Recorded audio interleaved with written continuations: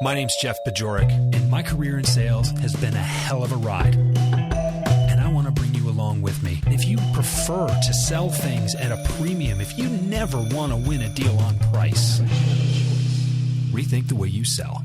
Welcome back to the show. I'm your host, Jeff Bajorek, and I'm here to help you rethink the way you sell. I'm going to go back in time here a couple of years. And I actually started this with a LinkedIn post, just a brief LinkedIn post. And I said, I am going to eliminate the word convince from my vocabulary. And the purpose of that was, one, to kind of get rid of icky feelings, if you will, about being in sales and how really sales professionals are not always held in the highest esteem. And, you know, that's a big deal because I think, again, if you go back to the beginning of this season, top performers are proud to be in sales. So why don't we shed some of that, right?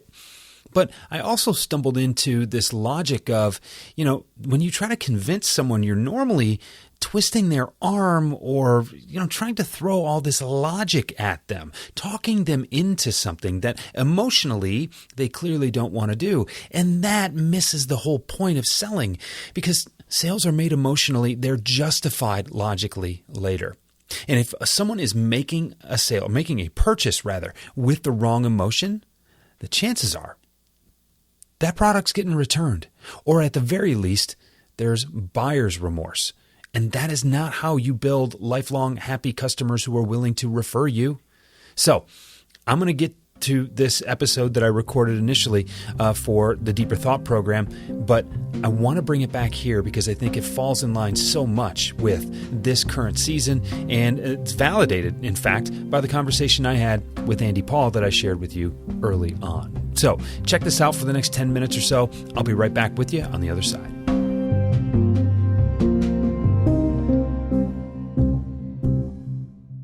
I've worked very hard to eliminate the word convince from my vocabulary.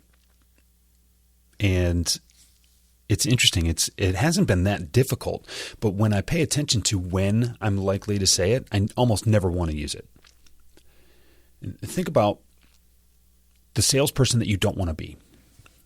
Think about that person who historically has painted their prospects into a corner, made them feel as if they had no other choice but to buy.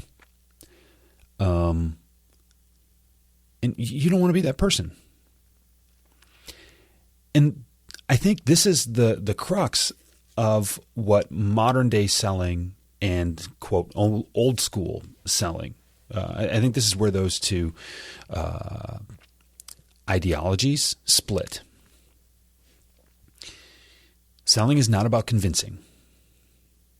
And my friend Mike Simmons likes to use the word compel instead of convince, and I appreciate the effort, and there's technically a differentiator there, but I want to even separate myself from that, right? Because compel is still, you know, I mean, look, there's an element of influence there, and we cannot forget that we need to influence decision-making. That is what selling is.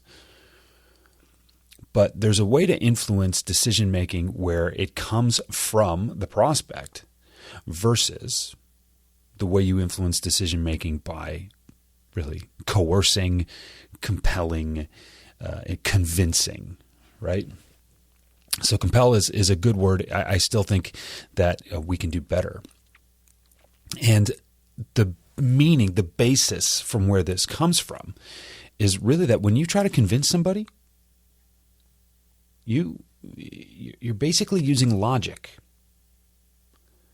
When you try to convince somebody, you're trying to talk somebody into something. You're trying to lay out a case for them to justify a decision to work with you.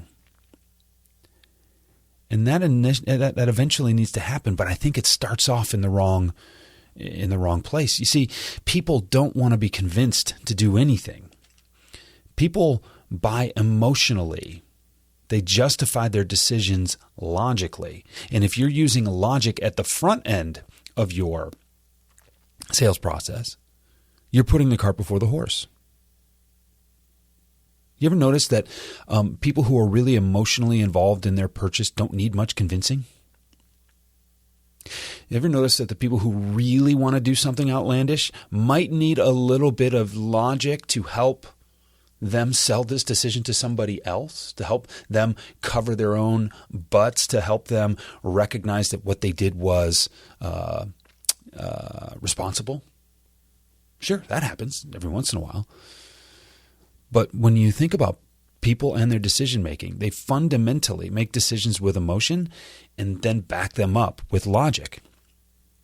So sure, give them the logic. Help them justify the purchase they already want to make. But don't talk them into buying something that they don't need to buy. Or not, maybe they need to buy it, they just don't want to. That is, if they need to buy something, you recognize that they need to buy something, and they just don't want to, you don't need to build a case for all the reasons that they should, all the logical reasons that they should. You need to build a case for why they should emotionally want to get involved. And more often than not, people don't get emotionally involved when you lawyer them into making a decision, right? When you convince them. So what happens when people get convinced to do things? Let's just take a look at this. Let's take a look at selling with emotion versus not selling with emotion. When you sell with emotion, you get people fired up. And when they're emotionally involved, they're typically more engaged.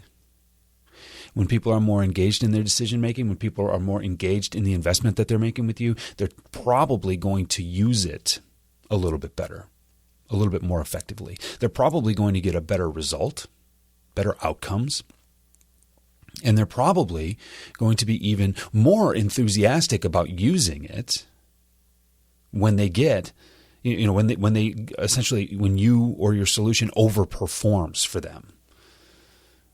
Man, this was amazing.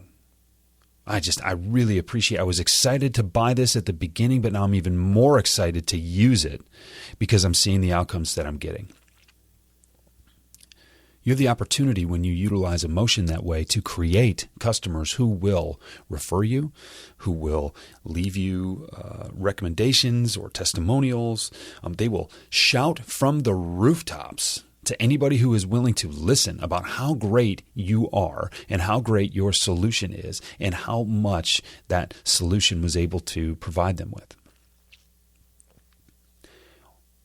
At the very least, someone who's emotionally engaged in the in the product and the solution, they're going to be, at the very least, they're going to be satisfied, unless unless what you're selling absolutely lets them down, right? But let's think about the different levels here. It's someone who is emotionally involved in the purchase. They are at a much higher likelihood of referring you. And, unless your solution trips and falls all over itself, at the very least, they're going to be they're going to be satisfied. Now, if you talk someone into or convince someone to purchase from you, what's the likelihood that they're going to want to rave about you? Way less. If they're not really emotionally involved, but yeah, all right, I guess this makes sense. Let's think about their adoption. Let's think about their engagement in that adoption. Let's think about whether or not they're going to really utilize and get the full benefits of the solution that you're providing them with. Probably not a whole lot. Like if they needed to be lawyered into or argued into or painted into that corner or whatever. I mean, they're yeah, Jeff, I guess this makes sense. All right. Like they're begrudgingly purchasing your product. Do you ever want anybody to begrudgingly purchase your product? That's what people feel like when you convince them that this is the right thing to do. Like that's no good. It's not what you want. It doesn't help anybody. I mean, I guess it helps you hit your number. Maybe you get a commission on that. But like, are you setting yourself up for the optimal outcome, which is a customer who's willing to rave about you? No, you're not. And what's if the ceiling really isn't that high, well, what does the floor look like? Your adoption rate, not going to be good. People don't see the value in it.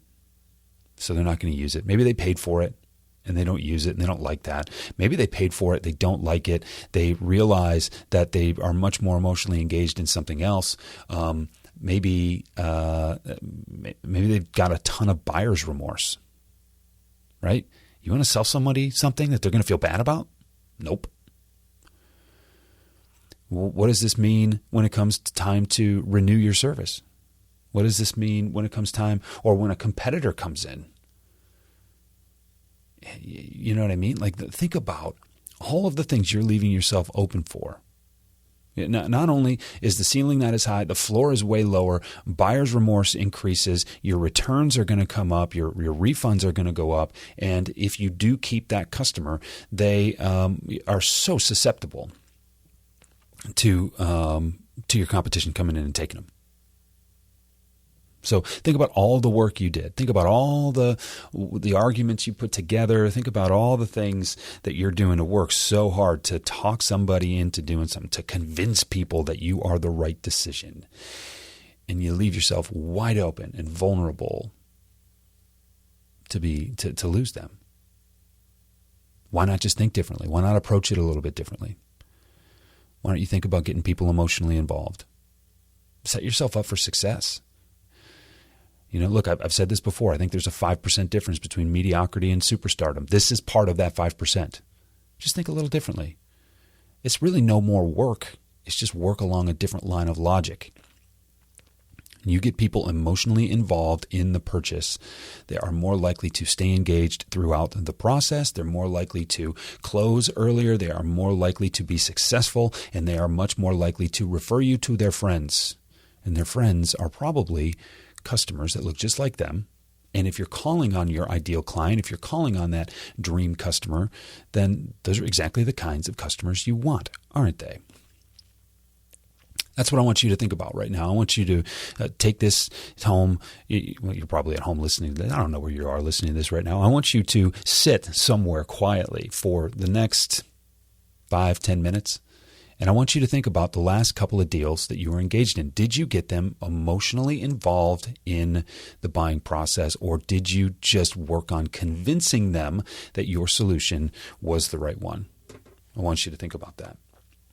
And if you did get them emotionally involved, what about your words? What about your discovery process? What about your sales process led them to be emotionally involved? If they were not very emotionally involved, I want you to think about where you could get them more emotionally involved. And if you need a little help, you know how to get a hold of me. And I want you to consider joining the Deeper Thought group within my Mighty Network community. We're doing live sales training every week. And you get all the archives of the live sales training that I've been doing. And you also get 3 opportunities each month with myself and my thought leaders for group coaching, maybe around this. Right now, as you're listening to this, right now it's only $250 a year, which is stealing from me. I promise you it's stealing from me, but I'm trying to get this thing off the ground. The price is going up May 1st. It goes up to $499 on May 1st, and it's probably going up to $1,000 later. So your price never goes up when you subscribe, your price will never go up as long as you stay active. But I'm doing this because you pay attention to what you pay for. And if you have a little bit of skin in the game, then you're more likely to pay attention to it. You're more likely to get emotionally involved. And I know that I can deliver a return on a $250 annual investment. Let's be real here.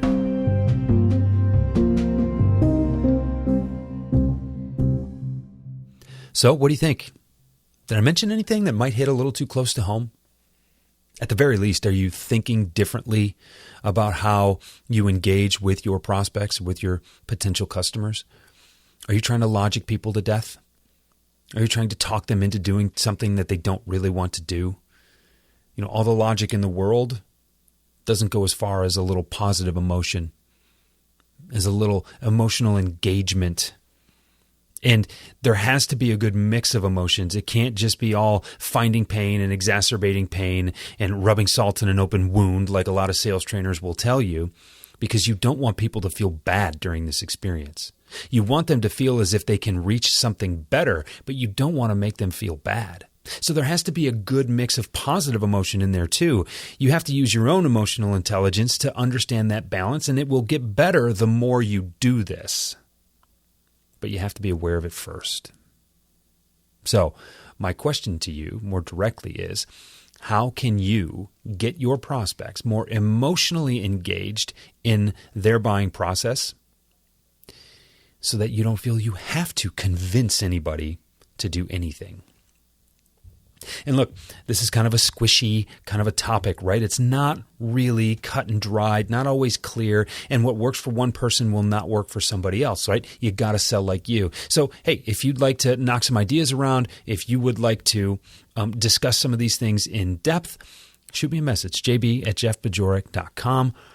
We will put something together. Look, and if it's just one or two of you that want to do something, I'm happy to have those calls, just some brief calls, and we can talk some things out. And if it turns out that there are a bunch of people that want to do this, then I'll just do a webinar, and it'll be an Ask Me Anything kind of thing, and we'll come in and we'll knock these ideas around so everybody can kind of benefit from the experience.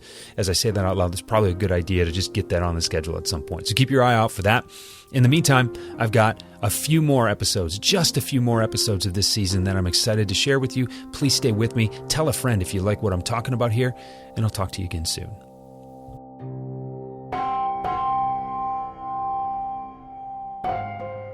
Rethink the Way You Sell is a Pod About It production. It's mixed and edited by Doug Branson, with music by Blue Dot Sessions and Doug Branson. This podcast is masterminded by Jeff Bajorek.